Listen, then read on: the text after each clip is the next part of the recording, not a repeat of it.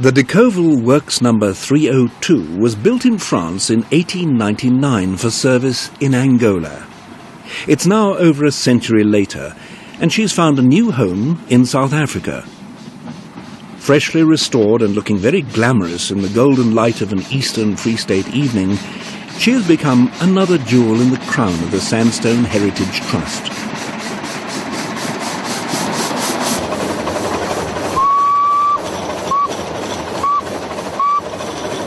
Small as she has already stolen hearts and is affectionately known as the Little French Lady.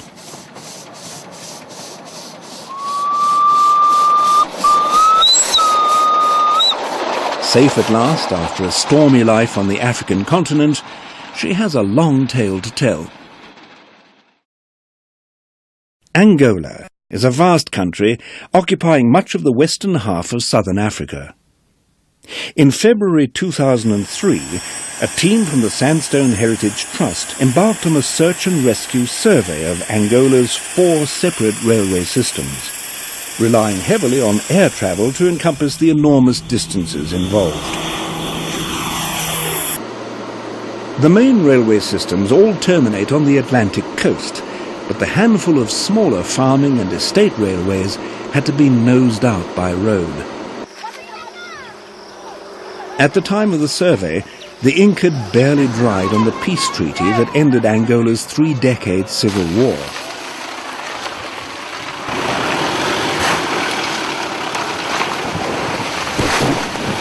With the infrastructure still laid waste, the road to the village of Dombe Grande was a rough ride. It was rumoured that there might be rail treasures to be found at Dombe Grande, but the rural areas suffered especially badly during the war, and this sleepy little town wasn't spared. As the fighting spread, operations were shut down at places like the Dombe Grande sugar estate, once a thriving concern of the Angolan Sugar Company, now abandoned and in a state of decay. Left behind in the wake of the war were the diesel locomotives that had served the plantation's extensive narrow-gauge railway. For close on 30 years, time had stood still at Dombe Grande. And in that frozen time capsule, something quite extraordinary had been preserved.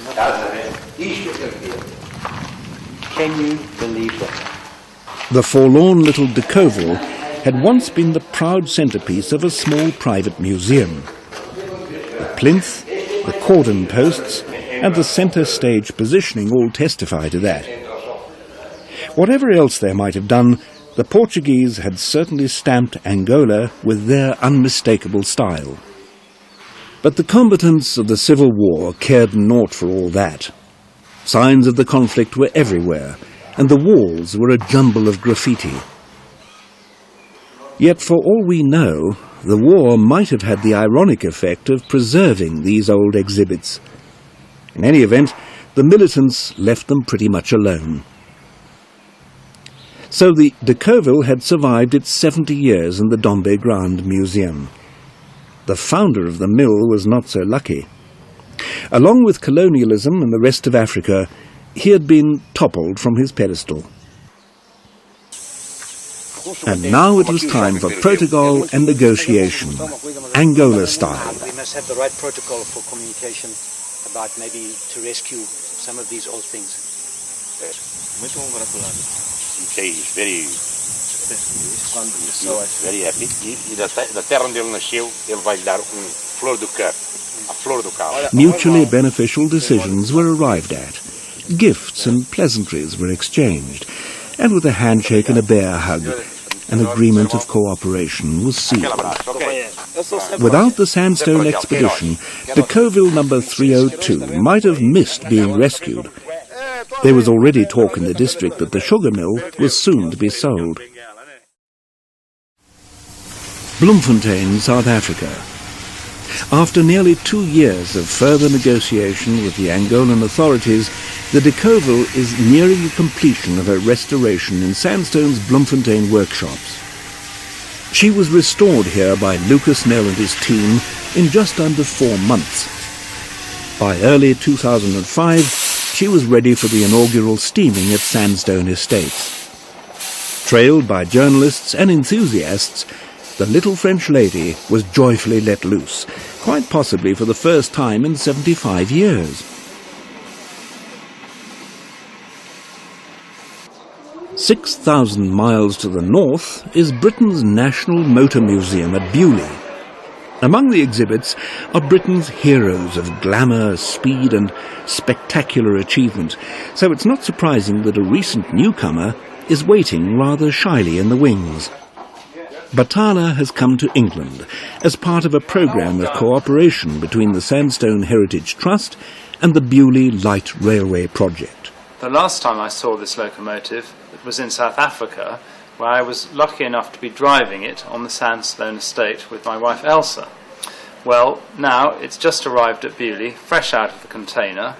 We've been going through the parts, and I find that the owner, Wilf Mole, has kindly provided this special plate which reads Sandstone Heritage Trust.